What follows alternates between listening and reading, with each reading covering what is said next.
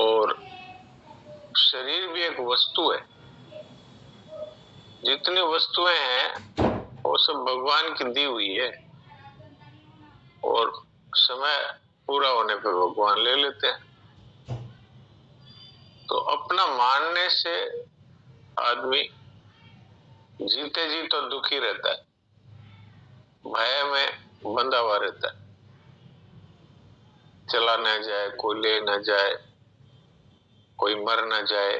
हालांकि ये उसके हाथ में नहीं है,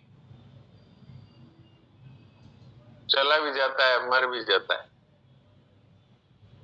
तो शरीर कितना ही स्वस्थ है, वो आज स्वस्थ है, कल बीमार, और बीमार के साथ मर भी सकता है। तो जो वस्तु अपनी नहीं है उसको अपना मानना, यही तो बंधन है, और क्या बंधन है बताइए। कल सुनील दास जी का यही प्रश्न था कि मुक्ति स्वतः सिद्ध है और बंधन है वो कृति साध्य है, अर्थात हम खुद ही बंधन बनाते हैं अपने लिए। भगवान की दी हुई चीजें हैं, उनका सदुपयोग करो, अपना मत मानो, इतनी तो बात है। कोई घर छोड़ के भागने की जरूरत नहीं है, कोई संसार की वस्तुओं को सड़क पे फेंकने की जरूरत नहीं है। जो भगवान ने दी है उसकी रक्षा करो और उसको सदुपयोग करो। जैसे कंपनी की चीज है तो उसकी सार संभाल भी करो और उसका उपयोग भी करो। अब उसको अपना मानेंगे और कंपनी आपको निकाल देगी कान पकड़ के, ये तो बेईमान है। ऐसे भगवान के यहाँ भी यही नियम है कि मैंने दी थी, इससे सबकी सेवा करो और खुद भी उपयोग करो, इसके लिए दी थी। भाई परिवार की सेवा करना, शरीर की सेवा करना और दुनिया की सेवा करना, इसके लिए दी थी। उसको अपना मान बैठे। और जैसे ये भगवान का ये खेल है, ये जो संसार है ये भगवान का एक खेल है। भगवान के बैठे बैठे अकेले रहते हैं ना, अकेले ही है, तो अकेले का जी नहीं लगता, तो खेल रचाया है ये। तो खेल में जैसे अब मान लो फुटबॉल का खेल है, तो 11 खिलाड़ी इधर है, 11 उधर है, बीच में फुटबॉल है। अब फुटबॉल को दूसरों की तरफ फेंकना है और लात मारना है, हाथ लग जाए तो फाउल है। इसका अर्थ क्या है? इसका अर्थ है अपना मानेंगे तो फाउल है, और लात मारना अर्थात दूसरे की तरफ फेंकना। रामायण में यही तो बात आई है कि राज्य की गेंद बनाई और खेलने लगे खिलाड़ी, इधर राम और उधर भरत ने, दोनों ने ठोकर मारी। भरत जी तो कहते हैं राम जी राजा होंगे, राम जी कहते हैं भरत जी राजा होंगे। तो ये हुआ खेल। अब फुटबॉल के खेल में आप जरा एक कल्पना करो कि दोनों एक दूसरे की तरफ गोल करना चाहते हैं, अर्थात उसको देना चाहते हैं, तुम लो ये। तो जो जिसकी तरफ बॉल पहुंच गई उसको गोल हो गया। तो राम जी ने तो गोल कर दिया भरत जी की तरफ, और भरत जी वापस वन में गए कि ये तो राज्य तो आपका है, तो उन्होंने वापस उधर गोल किया। अब हम जो संसार में फुटबॉल का खेल खेलते हैं तो चीजों को अपना मानते हैं। अरे अपना क्या मानते हो, तो दूसरों के लिए है, दूसरों के काम लगाने के लिए। अपना मानोगे तो हाथ लग गया, और ठोकर मारोगे तो पांव लग गया। अपना मानोगे तो अपने ले ली तो हाथ लग गया तो फाउल हो गया। अब मान लो कि कोई खिलाड़ी फुटबॉल ही लेके भाग जाए तो खेल होगा क्या? ऐसे हम धन को लेके भाग जाते हैं कि ये मेरा ही है, धन को, जमीन को, मकान को, कुटुंब को, ये मेरा ही है। अब वो मेरा है तो फाउल हो गया ये। और आपका है तो ये खेल हो गया, खेल। भगवान तो ये खेल खेल रहे हैं सदा से, और उनकी रास लीला में भी यही खेल चल रहा है। सखियां है वो भगवान को सुख देना चाहती है, भगवान सखियों को सुख देना चाहते हैं। राधा जी भगवान के सुख में सुखी है, सब कुछ भगवान को मिले, और भगवान है वो सब कुछ राधा जी को मिले। आप सोच रहे होंगे कि राधा कृष्ण तो आपस में एक दूसरे से प्रेम करते हैं इसलिए ये बात है, लेकिन ये एक बड़ी रहस्य की बात संतों ने बताई है कि हम सब सखियां हैं, और भगवान है वो हमारी तरफ फेंकते हैं। ये धन है, ये जमीन है, ये मकान है, ये कुटुंब है, ये लो।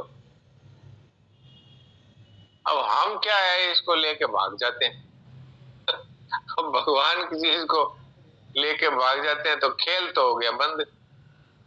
भगवान इंतजार कर रहे हैं कि ये मेरी तरफ फेंकेगा, अब हम लेके ही भाग लेते हैं ये मेरा है। भगवान कहते हैं भाई देख, मैं तो खेलने के लिए मैंने ये संसार बनाया है कि मैं तुम्हारी तरफ फेंकू, तुम मेरी तरफ फेंको। देवान भाव्यता ने ते देवा भाव्यंतु परस्परम भाव्यंता श्रेय परमो अक्षता। भगवान कहते हैं कि मैं तुम्हारी तरफ फेंकता हूं, तुम मेरी तरफ फेंको, एक दूसरे की सहायता करते हुए परम कल्याण को प्राप्त हो। देवताओं का उदाहरण देकर के ये बात भगवान ने कही। देवता भी तो भगवान के ही पार्षद है ना, तो देवों से कहा कि तुम मनुष्यों की, जीवों की सहायता करो, और जीव है वो तुम्हारी सहायता करे, यानी मनुष्य सहायता क्या करे, यज्ञ करे, हवन करे, तुम्हारे को आहुति दे, अर्थात वो तुम्हारे।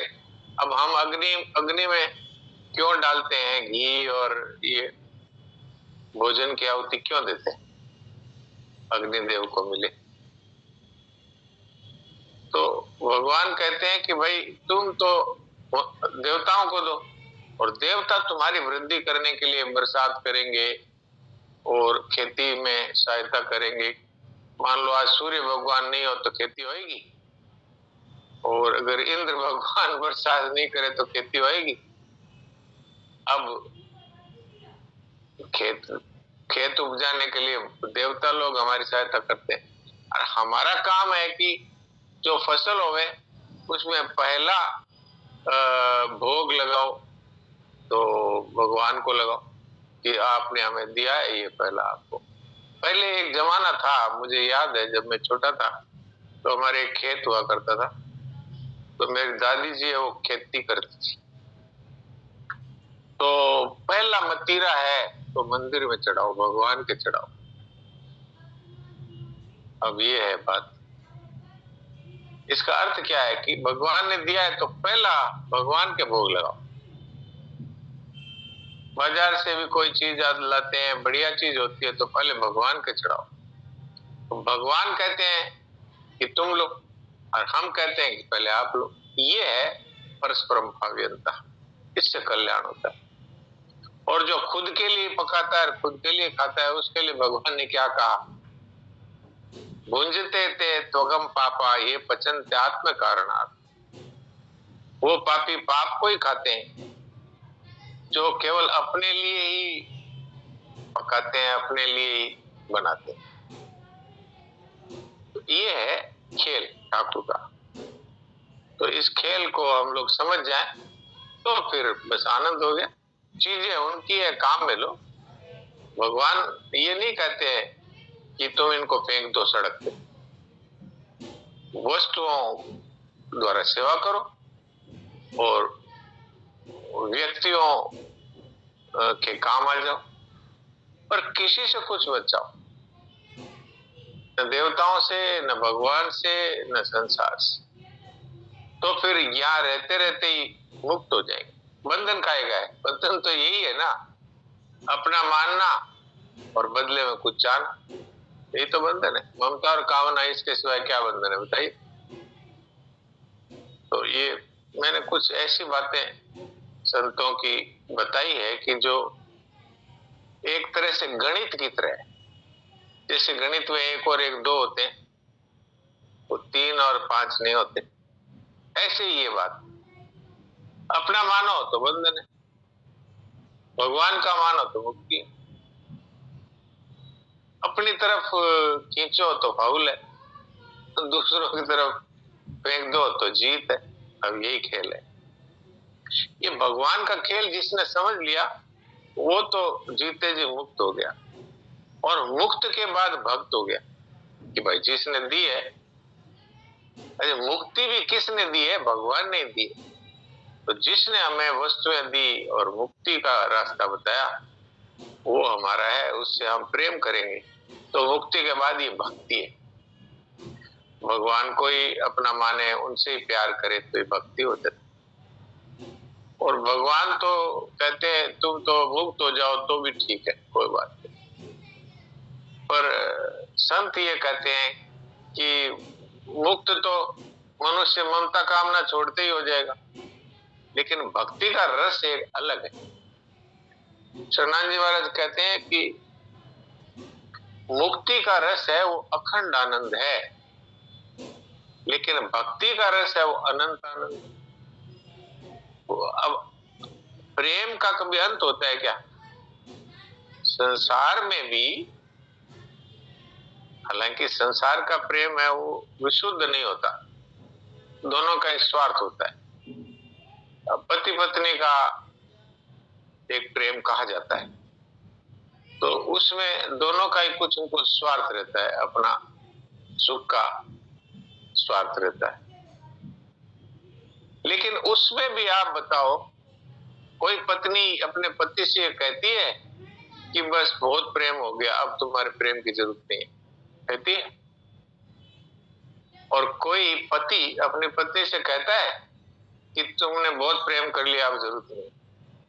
जब संसार का प्रेम है जो कि स्वार्थ है और आसक्ति है, उसमें भी मनुष्य की तृप्ति नहीं होती, प्रेम और मिले और मिले। और भगवान के और सखियों का प्रेम है, उसमें प्रेम आपको और मिले, आपको प्रेम और मिले। भगवान कहते हैं तुम्हें प्रेम और मिले, ये फर्क है। वहां पर सखियों को सुख कैसे मिले, सखाओं को सुख कैसे मिले, और सखा और सखियां सोचती है कान्हा को प्रेम कैसे मिले, यहाँ ये फर्क है। लेकिन आप देखो संसार का जो प्रेम है उसमें भी कोई प्रेम से तृप्ति नहीं होती किसी को भी। कोई ये नहीं कहता बहुत हो गया अब छोड़ दो प्रेम, ऐसा कोई नहीं कहता। तो वो अलौकिक प्रेम है, उससे कभी तृप्ति हो सकती है। इसीलिए भगवान है वो प्रेम के भूखे। आप कहेंगे भूखे क्यों है? अनंत अनंत जीवों का, अनंत सखाओं का, सखियों का प्रेम तो भगवान को मिलता है, भूखे क्यों है?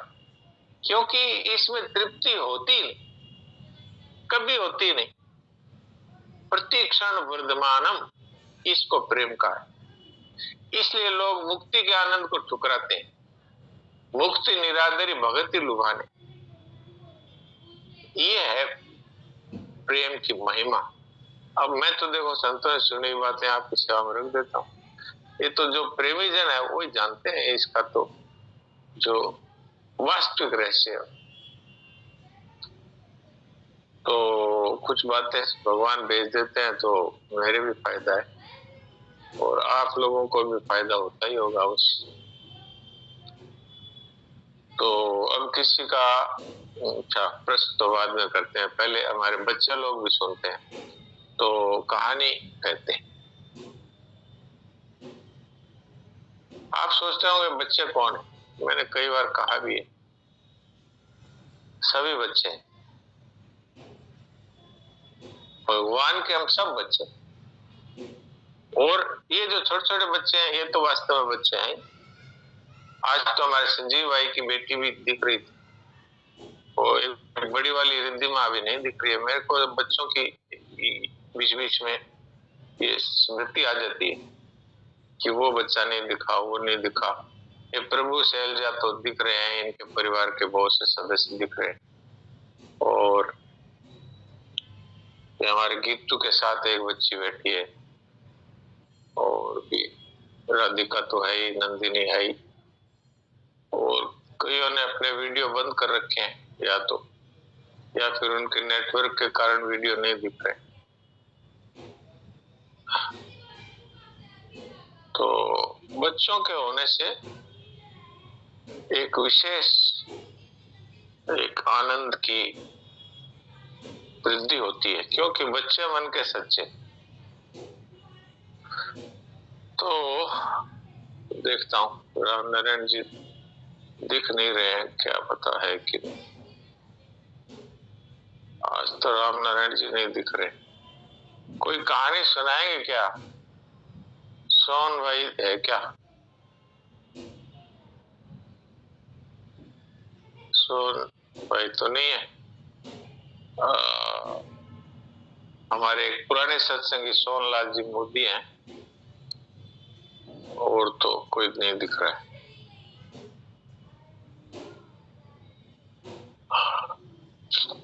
तो चलो, अब किसी का कोई प्रश्न है तो बताओ। आज हमारे दो कहानी का तो नहीं दिख रहे।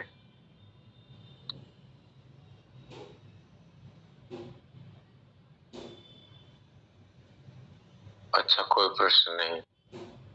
तो अब देखते हैं देवकी जी से बात करते हैं।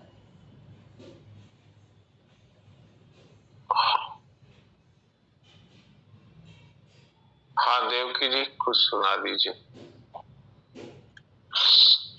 नारायण नारायण नारायण। नारायण नारायण। तो बात चल रही थी एकादश नियम की। पहला नियम था आत्मनिरीक्षण, अर्थात प्राप्त विवेक के प्रकाश में अपने दोषों को देखना। चर्चा चली थी कि अपना निरीक्षण ही वास्तविक सत्संग, स्वाध्याय और अध्ययन है।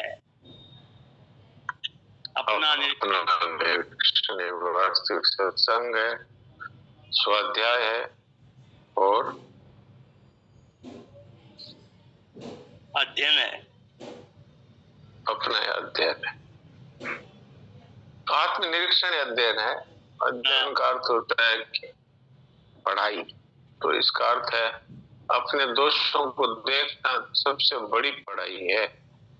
पढ़ाई में भी क्या है, अज्ञान ही दूर होता है। अपने दोषों को देखने से भी अज्ञान दूर होता है।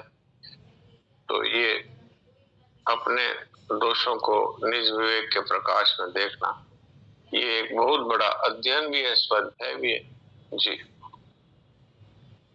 अपना निरीक्षण करते ही जिस विवेक से असत्य का दर्शन होता है, वही विवेक उसे सत्य से अभिन्न भी कर सकता है। बिल्कुल बिल्कुल।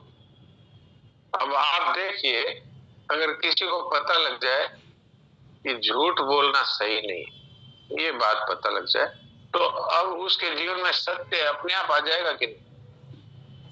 झूठ नहीं बोलेगा तो क्या बोलेगा? सच ही बोलेगा। तो ये सत्य के परिचय करा देता है।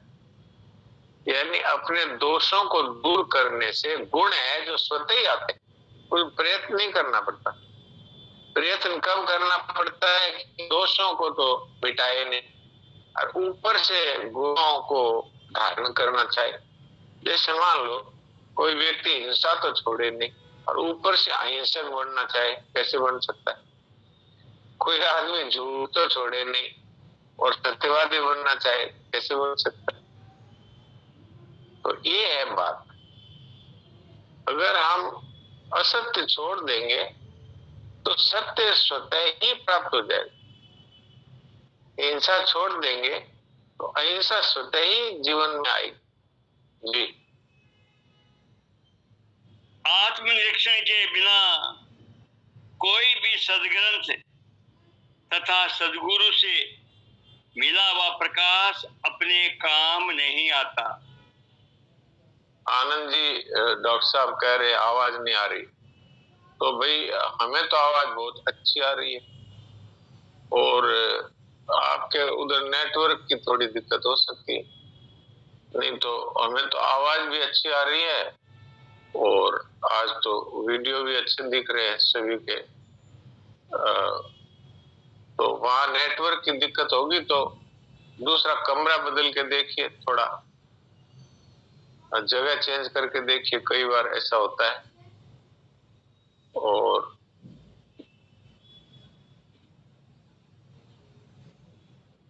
आत्मनिरीक्षण के बिना जी कोई भी सदग्रंथ तथा महापुरुष सदगुरु से मिला हुआ प्रकाश अपने काम नहीं आता। हाँ, ये बात है, ये बात है। जो सत्संग हम लोग सुनते भी हैं और संत महात्माओं की बातें भी सुनने को मिलती है, लेकिन अपने काम नहीं आती। काम क्यों नहीं आती? कि दोष अपने अंदर पड़े हुए। तो सबसे पहला सत्संग का अगर कोई स्टेप है, कदम है इस तरफ चलने का, तो वो है अपने दोषों को देख करके दूर कर। जब हमारे जाने हुए दोष हम दूर कर लेंगे तो संतों की बातें, शास्त्रों की बातें सब हमारे काम आने लग जाएगी। नहीं तो अब क्या करें? और इसीलिए आप देखिए कई जो बिजनेस करने वाले हैं उनसे मिलने का काम पड़ता है, तो वो ये कहते हैं देखो झूठ तो नहीं छोड़ सकते, थोड़ा बहुत व्यापार है तो झूठ तो छोड़ा। तो अब वो क्या है, आप अब कितना ही सत्संग सुनते रहिए, वो जैसे घड़ा उल्टा कर दो फिर बरसात होती रहे तो घड़ा तो नहीं भरेगा। तो सत्संग है जो बेकार तो नहीं जाता है, लेकिन जो प्रत्यक्ष लाभ होना चाहिए वो नहीं हो पाता, ये है मूल बात। तो जिसको प्रत्यक्ष लाभ चाहिए और जल्दी लाभ चाहिए, इनके लिए आत्मनिरीक्षण है वो बहुत ही आवश्यक बात है। अब हम लोग भी कई लोगों से बात करते हैं तो ये कहते हैं अजी मैं 20 वर्ष से सत्संग कर रहा हूं, तो दशा क्या है कि अभी तक ममता नहीं छूटी, कामना नहीं छूटी, भोगों का आकर्षण नहीं छूटा। तो बात क्या है? बात ये है आत्मनिरीक्षण नहीं किया। आत्मनिरीक्षण है वो एक ईमानदारी है। आत्मनिरीक्षण एक ईमानदारी है। क्या ईमानदारी है? कि आज तक दुनिया के दोष देखते रहे, अब अपने दोष देखें। कहते हैं ना अपने भीतर झांको। और एक ये बात है कि जैसा मनुष्य खुद होता है ना वैसी दुनिया दिखती है। आपने वो कथा सुनी होगी, एक बार गुरुजी ने दुर्योधन से कहा कि पूरे हस्तिनापुर में से कोई अच्छा आदमी ढूंढ के लाओ। तो बेचारा घूमता रहा वापस आया, कहा एक भी अच्छा आदमी नहीं। युधिष्ठिर को भेजा, कोई बुरा आदमी पकड़ के लाओ। वो घूम के वापस आ गए, कोई बुरा ही नहीं। तो बात क्या है, आप जैसे हैं वैसे ही आपको दुनिया दिखाई देती है। अर्थात अगर अपने दोषों को आपने नहीं निकाला तो दुनिया के दोष आपको दिखते रहे। इसलिए ये दोष रहित होने की बात शरणानंद जी महाराज ने विशेषता से कही है। और ये पहला ही नियम ऐसा दे दिया शरणानंद जी महाराज ने हम लोगों को कि अगर कोई इस एक नियम का भी पालन कर ले तो उसका उद्धार हो सकता है। क्योंकि आत्मनिरीक्षण में के द्वारा अपने विवेक के प्रकाश में दोषों को देखना ये बहुत ही कारगर उपाय है। दूसरे शब्दों में शरणानंद जी महाराज कहते हैं जानी हुई बुराई नहीं करना और की हुई बुराई नहीं दोहराना। ये भी प्रकारांतर से अपने दोषों को देख करके और फिर उन दोषों को निकालना, यही है। तो अब समय होने वाला है, इसलिए सभी लोग इस विषय में गंभीरता से, मैं भी आप भी विचार करेंगे और एकांत में बैठ करके और देखेंगे कि भाई क्या क्या दोष मुझ में दिखाई देते हैं, तो उनको एक डायरी में नोट कर लें। नोट करके फिर एक नियम बनाएं कि भाई ये दोष मुझे मिटाने हैं, और अगर इन दोषों को मैं फिर आज के बाद करूंगा तो इसके लिए मैं ये दंड निर्धारित करता हूं अपने लिए। तो ये बहुत शीघ्र भगवान की कृपा से दोष मिट सकते हैं। अब हम लोग अपने अपने आत्म स्वरूप में अपने आप को स्थित करने के लिए सब प्रकार के चिंतन से रहित हो जाएं। अगर किसी प्रकार का चिंतन नहीं होगा तो हमारी स्थिति स्वतः ही आत्मा में होगी।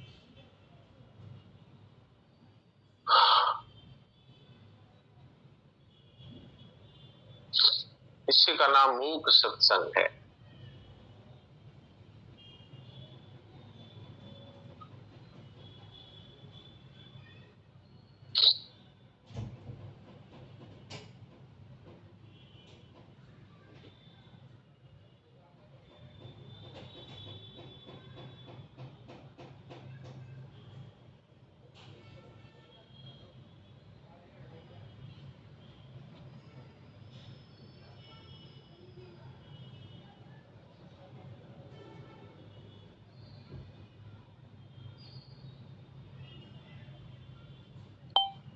नारायण नारायण नारायण, हरे नारायण।